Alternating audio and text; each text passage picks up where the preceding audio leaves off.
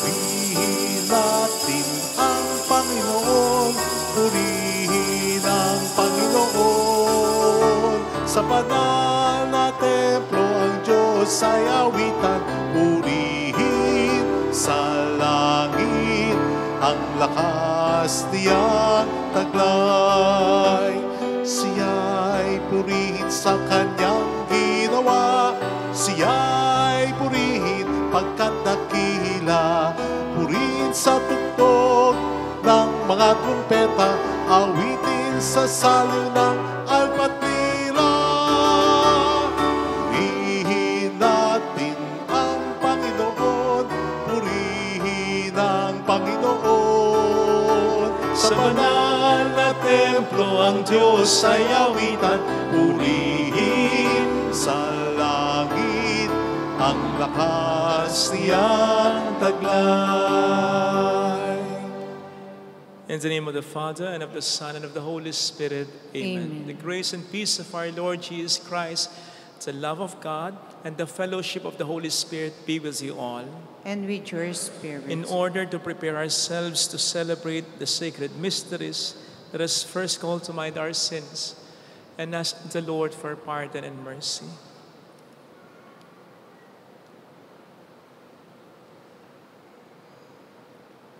I confess to Almighty God and to you, my brothers and sisters, that I have greatly sinned in my thoughts and in my words, in what I have done and in what I have failed to do, through my fault, through my most grievous fault.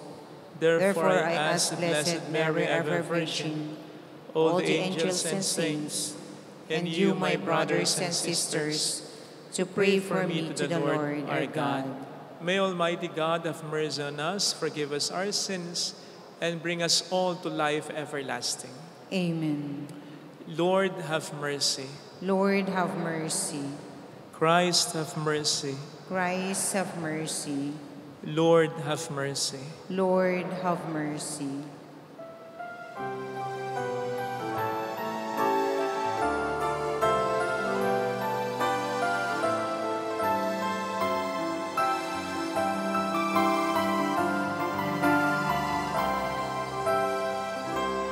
Luwalhati sa Diyos sa kaitaasan,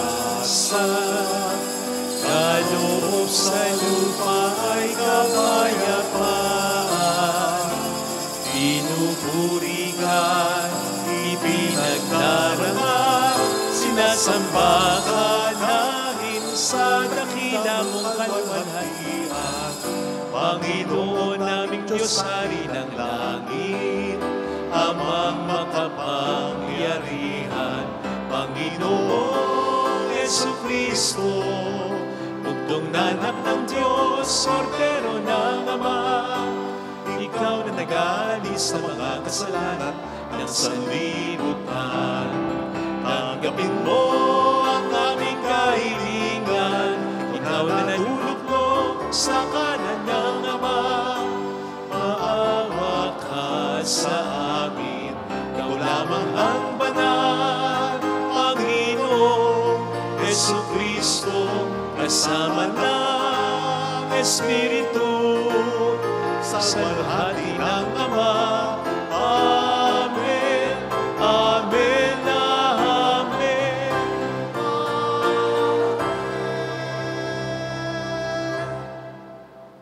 Let us bow our heads and let us pray.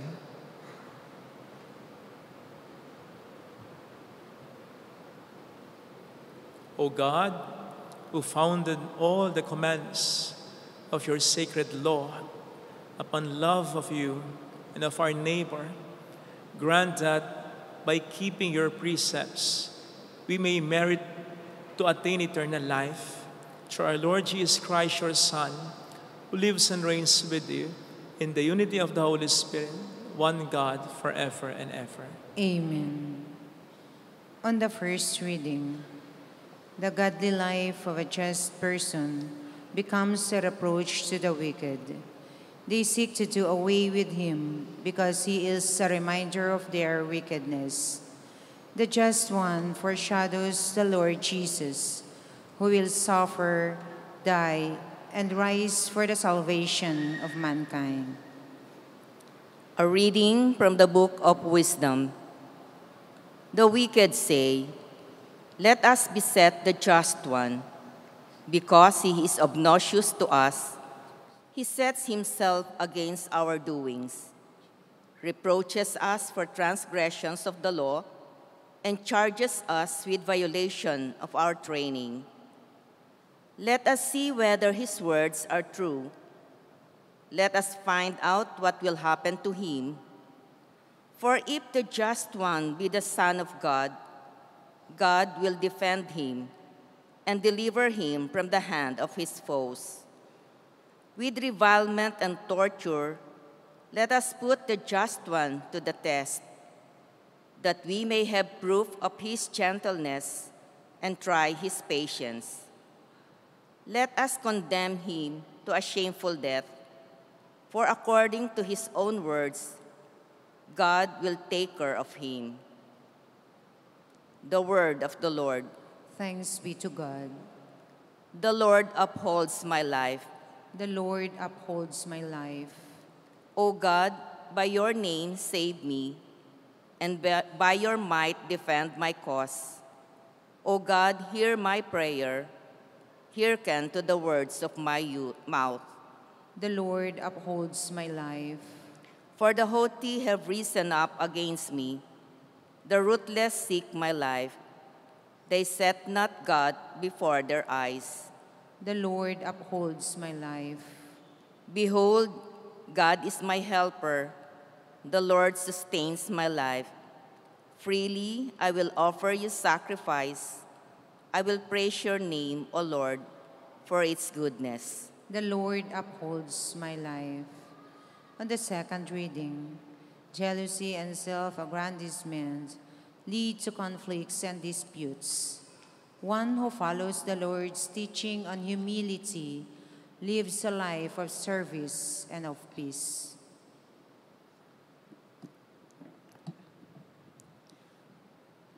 A reading from the letter of St. James. Beloved, where jealousy and selfish ambition exist, there is disorder and every foul practice.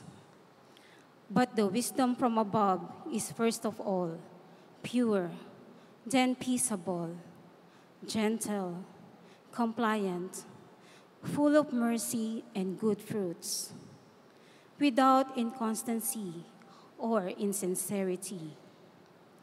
And the fruits of righteousness is sown in peace for those who cultivate peace. Where do the wars and where do the conflicts among you come from? Is it not from your passions that make war within your members? You covet, but do not possess. You kill and envy, but you cannot obtain. You fight and wage war. You do not possess because you do not ask. You ask, but do not receive, because you ask wrongly to spend it on your passion. The word of the Lord. Thanks be to God.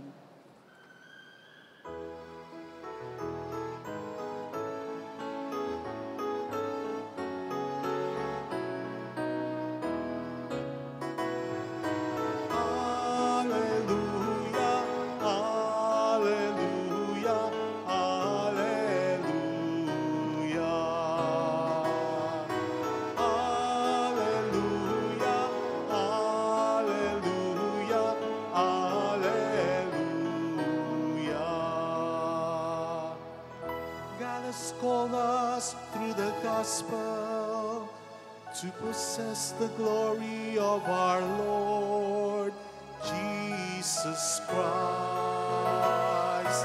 Alleluia, alleluia, alleluia. Alleluia, alleluia, alleluia.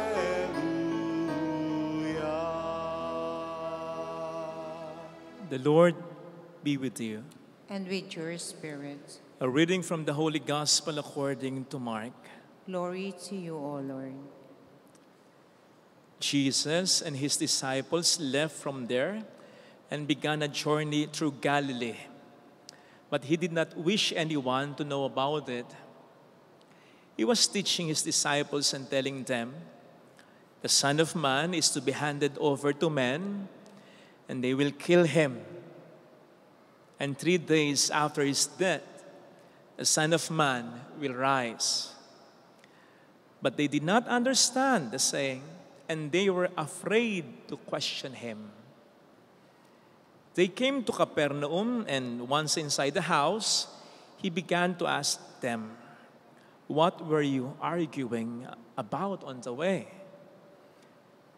But they remained silent. They had been discussing among themselves on the way who was the greatest. Then he sat down, called the 12, and said to them, "If anyone wishes to be first, he shall be the last of all and the servant of all." Taking a child, he placed it in their midst, and putting his arms around it, he said to them, "Whoever receives one child such as this in my name receives me.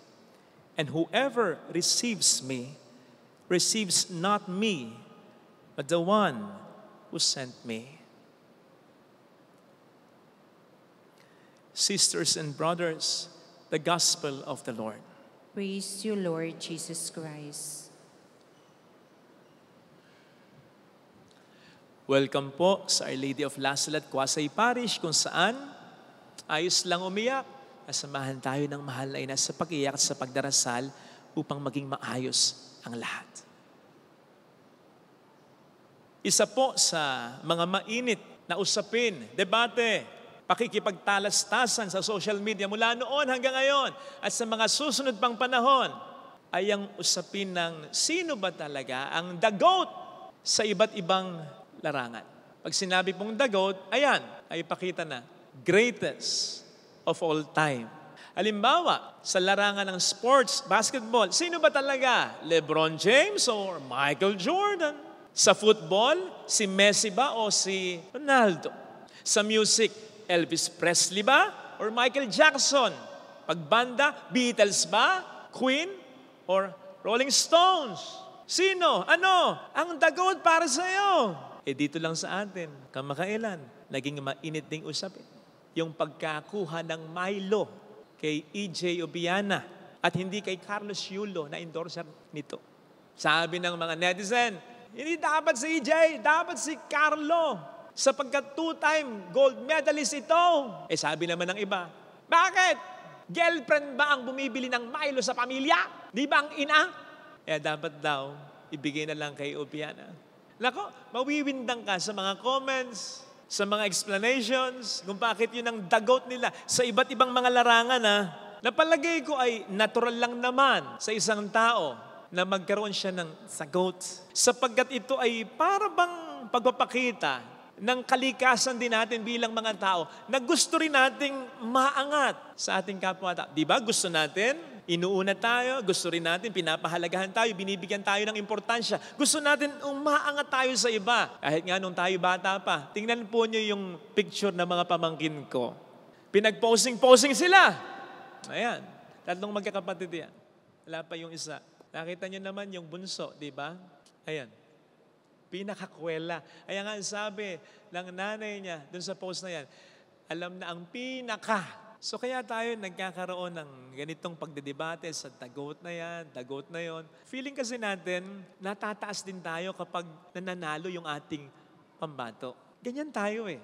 Gusto natin, nahangat din tayo. Katulad ng pagtangkilik natin sa success ni Batista, ni Bruno Mars, ni Apple Diab, na kahit hindi purong Pilipino, para bang inaangkin din natin ang success ng mga ito, ng buong buo, parang isang purong Pilipino. Kasi gusto rin natin maangat tayo.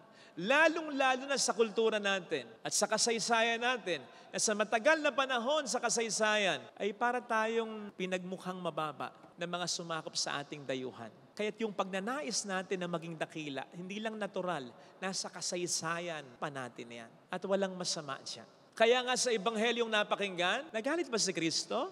Nang malaman niya ang pinag-uusapan ng kanyang mga disipulo, ay kung sino ang pinakadakila sa mga ito, gayong ang topic niya, ang itinuturo niya sa kanila, ay ang kanyang magiging paghihirap at kamatayan sa Kalbaryo? Sa totoo lang, pwede niyang sabihin, ano ba naman kayo? Nung isang araw ko pa sinasabi, ang magiging paghihirap ko at kamatayan ko. And yet, pinag-uusapan niyo kung sino ang pinakadakila sa inyo, ang kapal naman ang mukha ninyo. Hindi ganin ang naging reaksyon ni Kristo. Instead, umupo siya at nagturo pa sa kanila. Anong tinuro sa kanila? Kung papaano magiging dakila. Itinuro pa niya sa kanila at sa atin ngayon ang paraan para magkaroon ng tunay na kadakilaan. Kasi sa konteksto ng Ebanghelyo, kinorek ni Kristo yung maling notion ng glory, greatness o kadakilaan ng mga disipulo. Sapagkat kung mayroong tunay na kadakilaan, mayroong huwad o peking kadakilaan. Ito yung kadakilaang feeling mo dakila ka, pero sa mata mo lang, pakiramdam mo lang. Hindi sa mata ng Diyos, hindi sa mata ng tao. Sa mata ng Diyos, gusto niya at talagang ibabagsak ka niya. Kasi yun ang sabi niya, ang nagpapakataas ay ibabagsak, ibababa. At sa mata ng tao, sa harapan, pwedeng nakangiti sa'yo, pero pag sa talikod mo, buwisit na buwisit sa'yo. Hindi yung tunay na kadakilaan.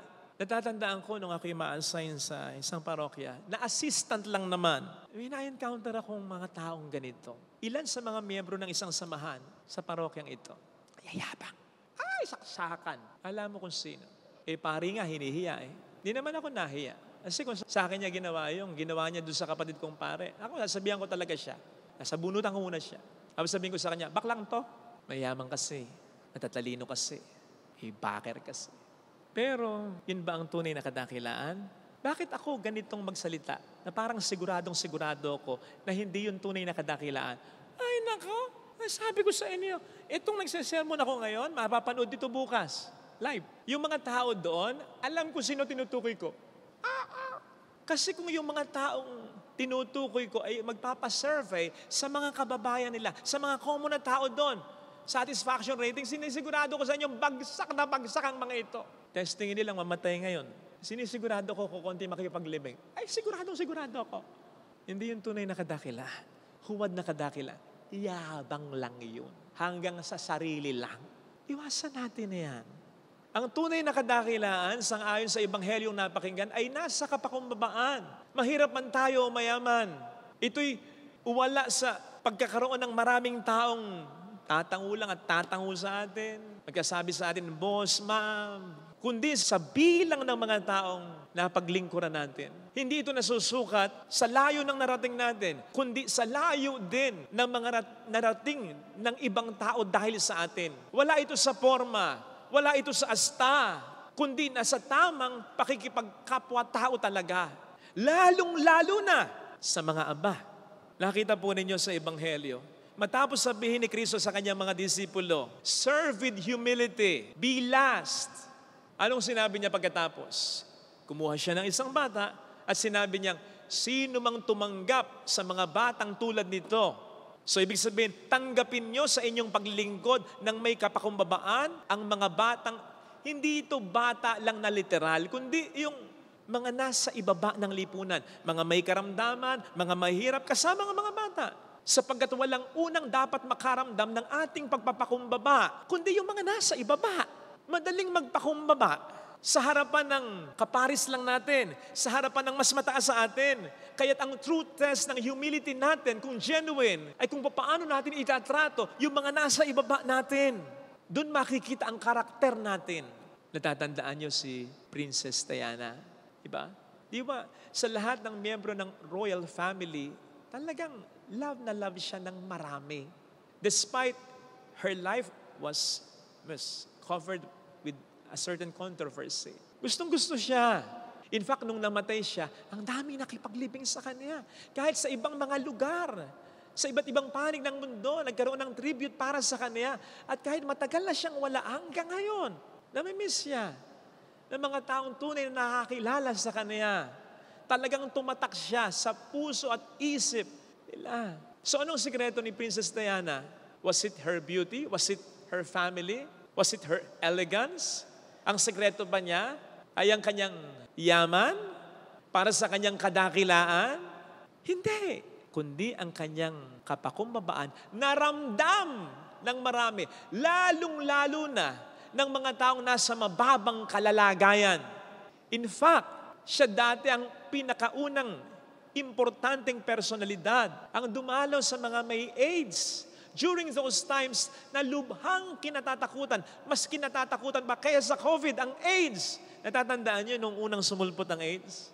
Kinatatakutan ng mga taong may AIDS. Pero si Princess Diana, dumalaw sa mga may AIDS. Walang protective gears, ha? Wala. At kinakamayan pa niya. Sabi nga ng mga komentarista, makikita mo naman sa pictures at sa video lalo na, kung plastic lang, hindi eh. Mararamdaman mong genuine talaga. At tingnan po ninyo yung mga random pictures na yan ng kanyang pakikipag-usap sa mga mahirap, sa mga may sakit, sa mga bata. Pansinin po niyo siyang makipag-usap.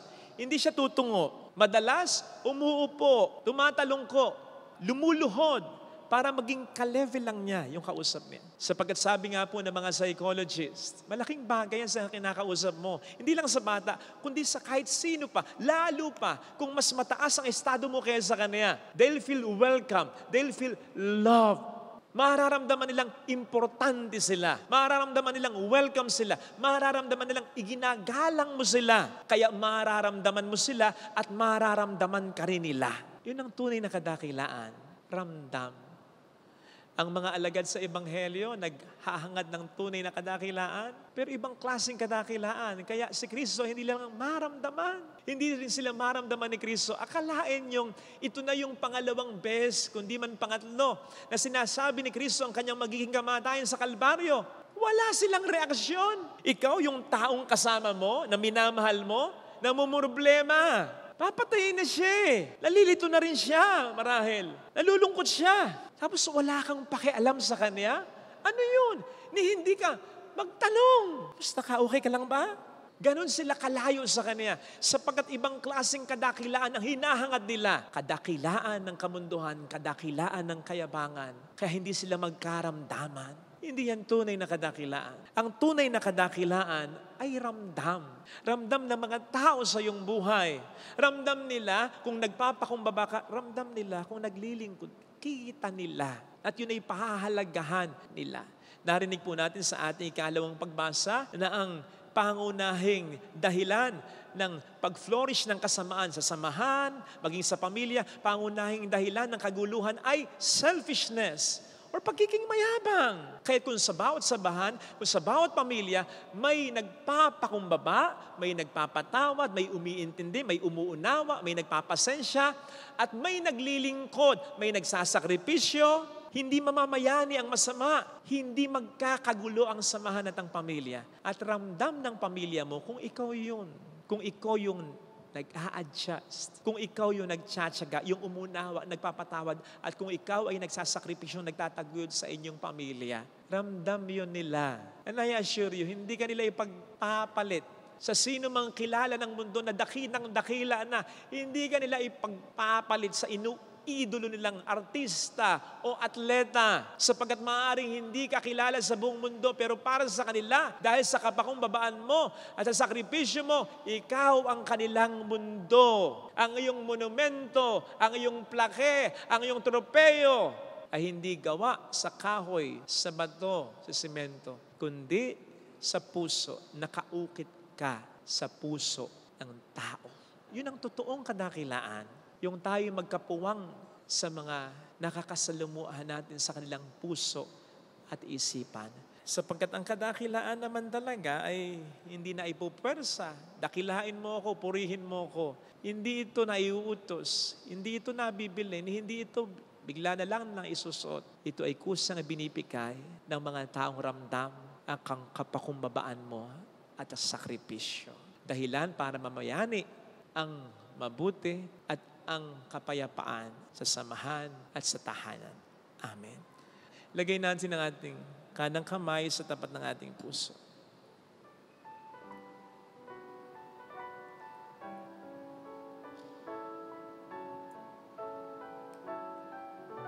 Awitin natin. Alam kong may magagawa ang Diyos.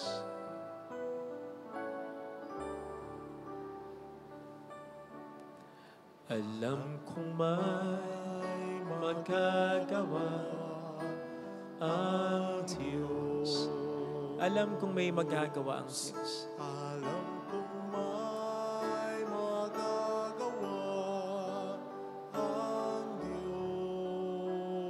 Kung ako'y magtatapat, Kung ako'y magtatapat, sa Kaniya'y maglilingkod, sa Kanya'y maglilingkod, alam kong may magagawa ang Diyos. may magagawa ang Diyos. Alam kong di rin ginang Diyos ang samuko, Alam kong di sapagkat mahal niya ako. rin ng Diyos ang samo ko. Alam kong di rin ginang Diyos ang samuko, Alam kong di rin ginang Diyos ang samo ko. kung ako'y magtatapat, Kung ako'y magtatapat, sa Kaniya'y maglilingkod, sa Kanya'y maglilingkod, alam kong di rin ginang Diyos ang samuko. di rin ginang Diyos Pikit natin ang ating mga mata. samo ko. Panginoon, tulungan mo kong maging dakila sa mata mo at sa mata ng tao, lalong-lalo na sa mata ng pamilya ko, ng mga taong pinaglilingkuran ko. At hindi ito sa material na bagay, hindi ito sa karangalan na napapalakpakan, kundi maramdaman nila at makita nila ang pagpapakumbaba at sakripisyo ko para sa kanila. Magkaroon nawa ako ng tatak sa puso ng bawat taong nakakasalamuha ko. Maging kalugod-lugod nawa ang buhay ko sa mga mata mo. Alleluia! Alleluia! Purihin ang Diyos. Alleluia! Pasalamatan siya. Siya ay muling babalik sa atin. Hindi niya tayo iiwan. Hindi niya tayo pababayaan. Paniwalaan natin niya. Alleluia! Purihin ang Diyos. Alleluia! Sa takdang panahon, babalik ang Panginoon upang tayo ay kunin. Tapat siya sa kaniyang mga pangako sa atin. Sabihin mo sa sarili mo, mayroong magandang mangyayari sa iyo. Higit pa sa inaasahan mo sapagkat mahal ka ng Diyos. Akala kung lalapit ka kay Jesus, maaring matagal, maaring maging mahirap, pero magiging maayos din ang lahat. Mayroong magandang mangyayari sa iyo. Mangyayari kung lalapit kay Jesus.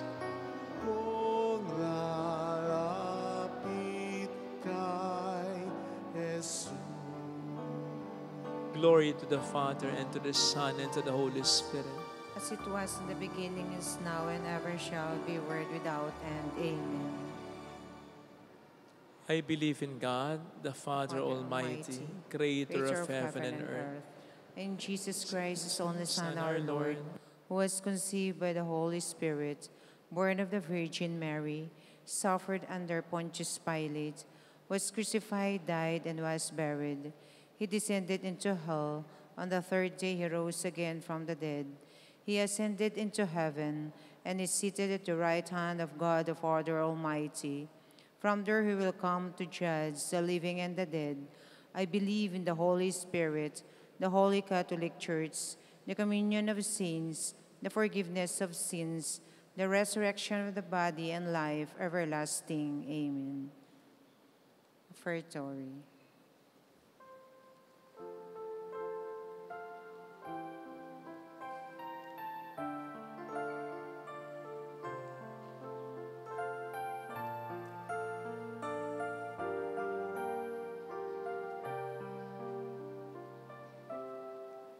Nahayag ang iyong kadakilan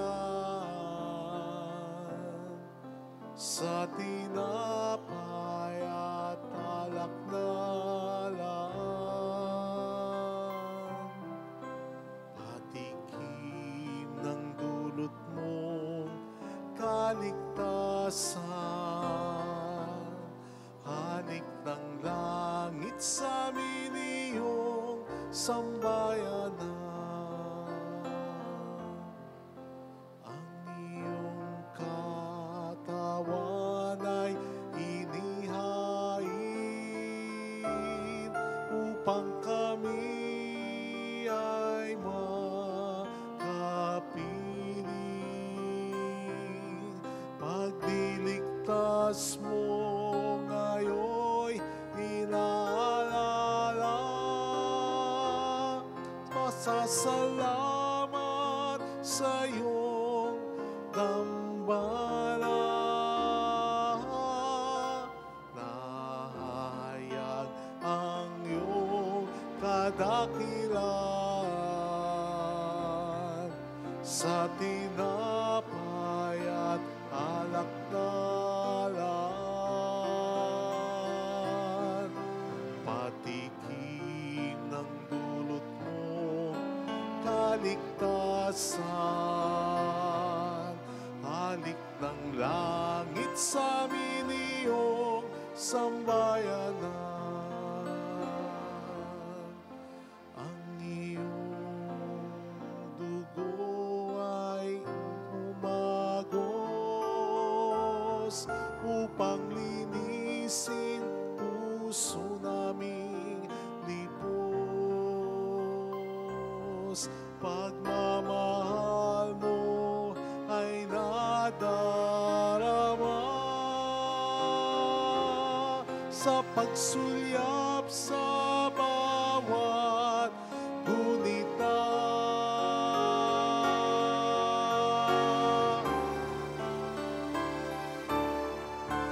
Nahayag ang iyong kadakilan sa tinapay at alak na lang. Patikim ng dulot mong kaligtasan, halik ng langit sa amin iyong sambayanan. Di man kami karapat-dapat humarap sa dambana, naririto kami upang pag-ibig namin ihayag.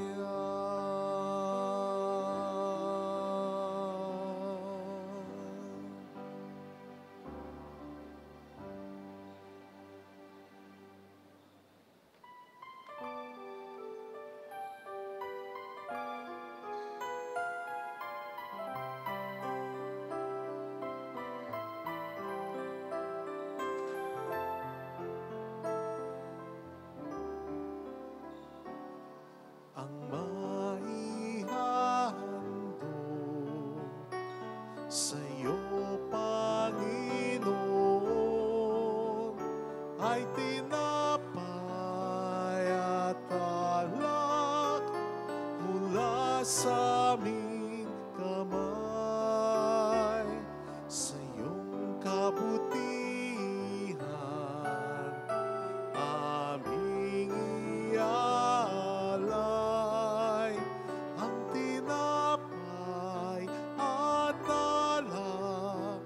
sagisag ng aming buhay.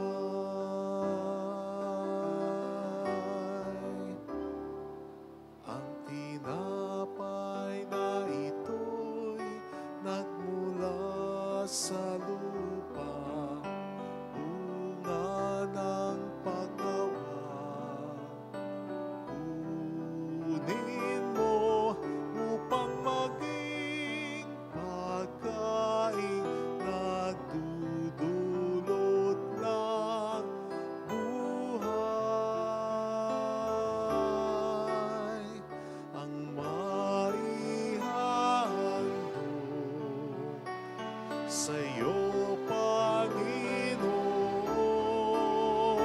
ay tinapay at alak mula sa aming kamay. Sa iyong kabutihan aming ialay. Ang tinapay at alak, sagisag ng aming buhay.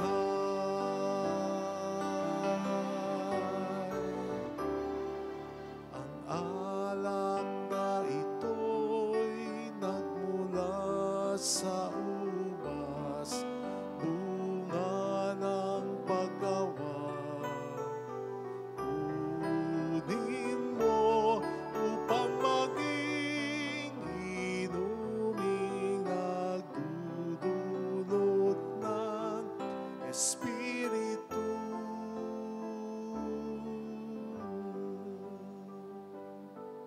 Pray, sisters and brothers, that our sacrifice may become acceptable to God, the loving Father. May the Lord accept the sacrifice at your hands for the praise and glory of his name, for our good and the good of all his holy church.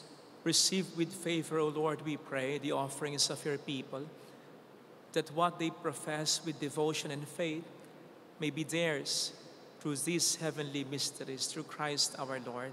Amen.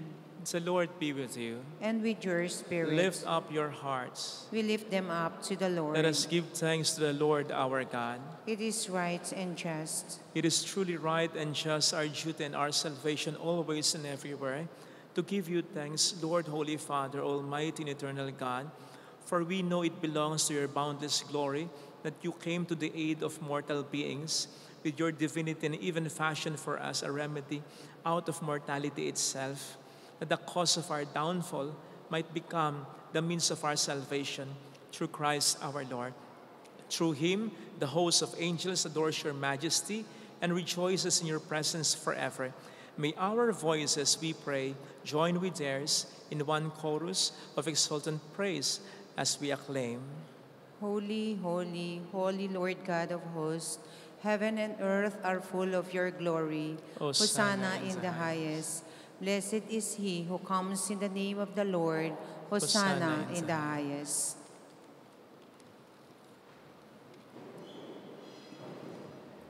You are indeed holy, O Lord, the fount of all holiness. Make holy, therefore, these gifts, we pray, by sending down your Spirit upon them like the dewfall, so that they may become for us the body and blood of our Lord Jesus Christ. At the time he was betrayed and entered willingly into his passion, he took bread, giving thanks, broke it, gave it to his disciples, saying, "Take this, all of you, and eat of it. For this is my body, which will be given up for you."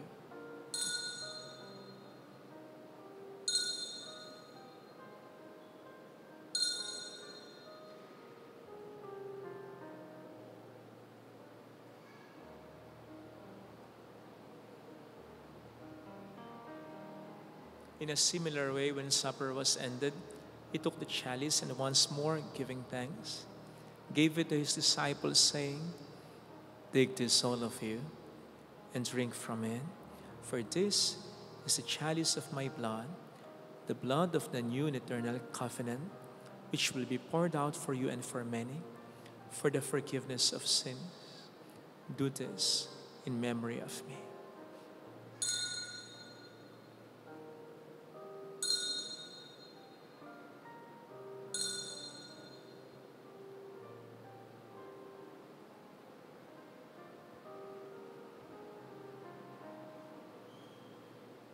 Let us proclaim the mystery of our faith. When we eat this bread and drink this cup, we proclaim your death, O Lord, until you come again. And therefore, as we celebrate the memorial of his death and resurrection, we offer you, Lord, the bread of life and the chalice of salvation, giving thanks that you have held us worthy to be in your presence and minister to you. Humbly we pray that partaking of the body and blood of Christ, we may be gathered into one by the Holy Spirit. Remember, Lord, your church spread throughout the world and bring her to the fullness of charity. Together with Francis, our Pope, Dennis, our Bishop, and all the clergy.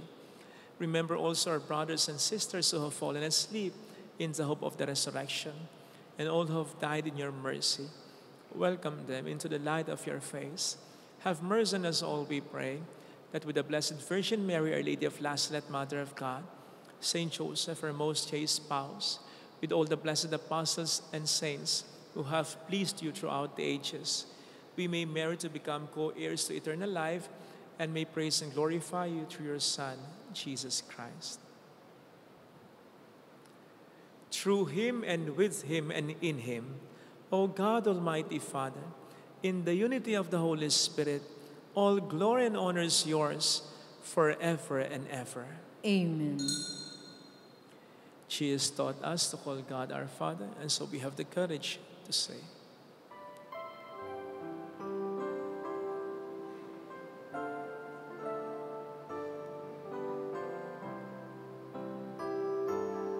Ama namin, sumasalangit ka, sambahin ang ngalan mo, mapasamin ang kaharian mo, sundin ang loob mo, dito sa lupa para ng sa langit. Bigyan mo kami ngayon ng aming kakanin sa araw-araw at patawarin mo kami sa aming mga sala para ng pagpapatawad namin sa nagkakasala sa amin, at huwag mo kaming ipahintulot sa tukso, at iadya mo kami sa lahat ng masama. Deliver us, Lord, we pray, from every evil. Graciously grant peace in our days, that by the help of your mercy we may be always free from sin and safe from all distress, as we await the blessed hope and the coming of our Savior, Jesus Christ. For the kingdom, the power, and the glory are yours now and forever. Lord Jesus Christ, who said to your apostles, "Peace I leave you, my peace I give you," look not on our sins but on the faith of your church, and graciously grant her peace and unity in accordance with your will, who live and reign forever and ever. Amen. The peace of Jesus be with you always. And with your spirit. Let us offer one another the sign of God's peace.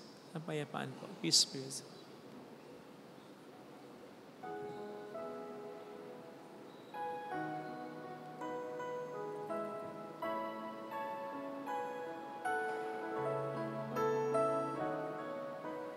Lamb of God, you take away the sins of the world. Have mercy, have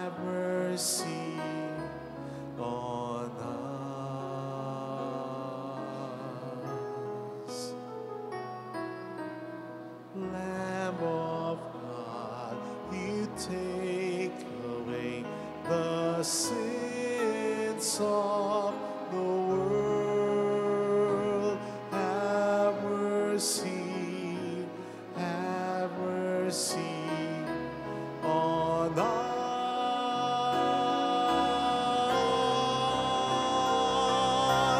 Lamb of God, you take away the sins of the world. Grant us peace. Grant us peace.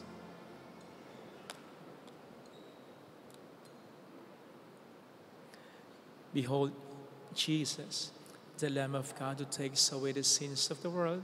Happy are those invited to receive him. Lord, I am not worthy that you should enter under my roof, but only say the word, and my soul shall be healed.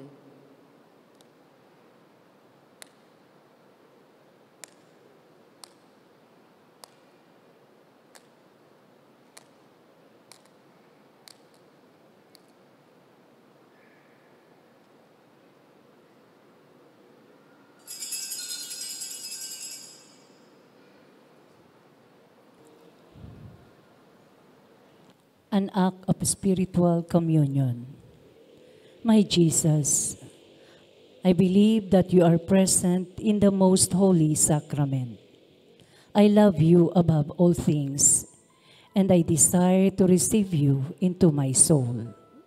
Since I cannot at this moment receive you sacramentally, come at least spiritually into my heart. I embrace you as if you were already there and unite myself wholly to you. Never permit me to be separated from you. Amen.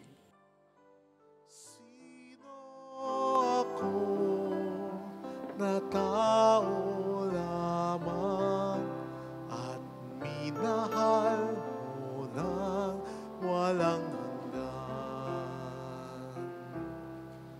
O Diyos, ang kadakilan ng iyong pangalan.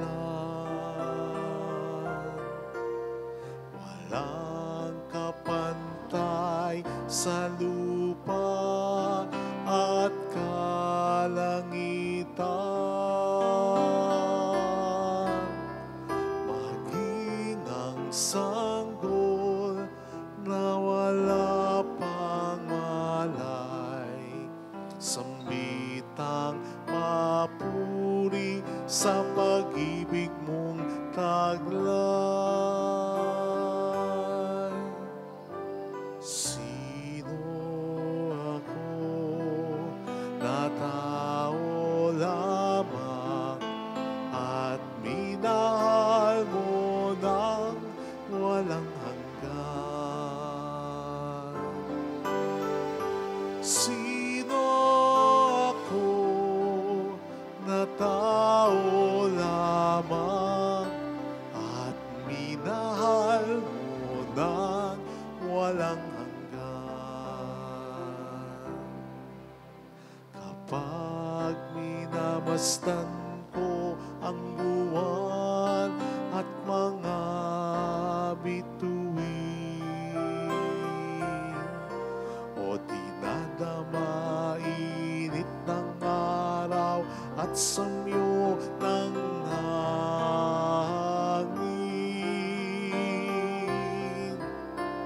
ano ang tao upang alalahanin, bigyan ng biyaya at iyong kalingain? Sino ako na tao lamang at minahal mo ng walang hanggan? Sino ako na tao lamang at minahal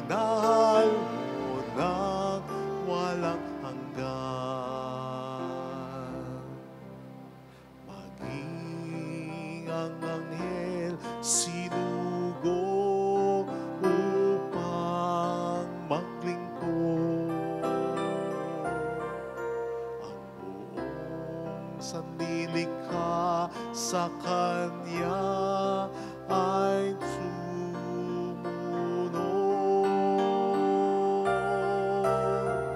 Bigyan mo siya ng ngal bilang anak, hinango sa dusa at pagkagalak.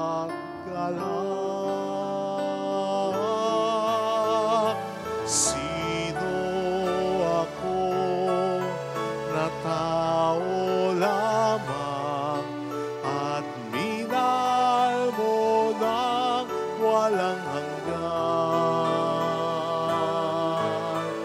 Sino ako na tao lamang at minahal mo ng walang hanggan? Sino ako na tao lamang at minahal mo ng walang hanggan? Sino ako na tao lamang at minahal mo ng walang hanggan? At minahal mo ng walang hanggan.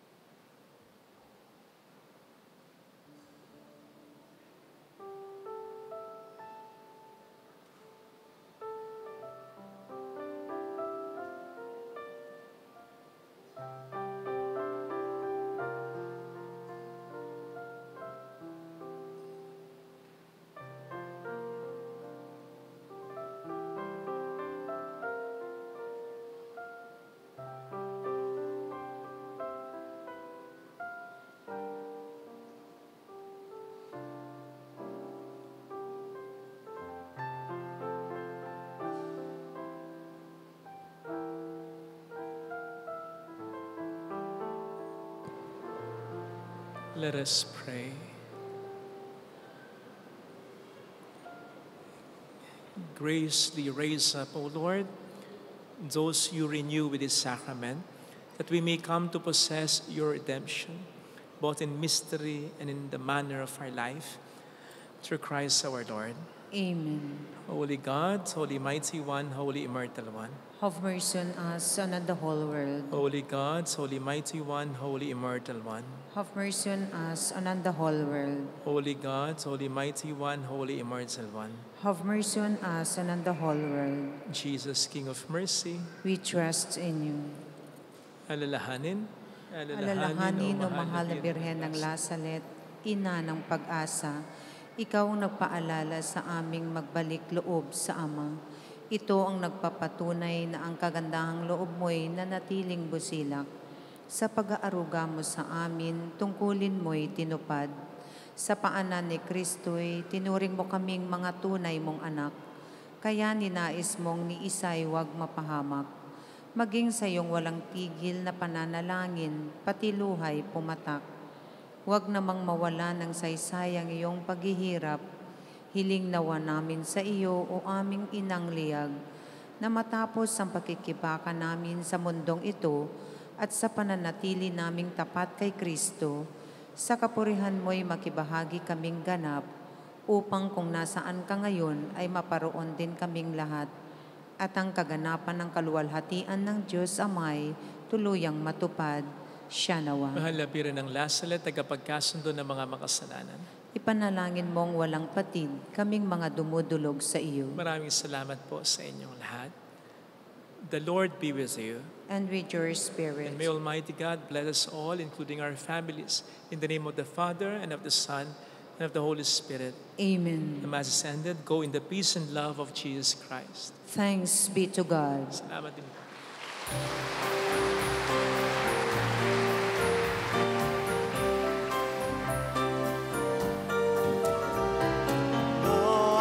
Aming inialay ang pag-ibig na walang kapantay. O kay sarap mabuhay kung may nagmamahal, pagmamahal na tunay at laging nalisay. Ang birhen kong umibig ay walang sintamis, pagsintang sa kalinis, sa'yo hanggang langit. O Birhen, Birheng mahal, sa awit at sa dasal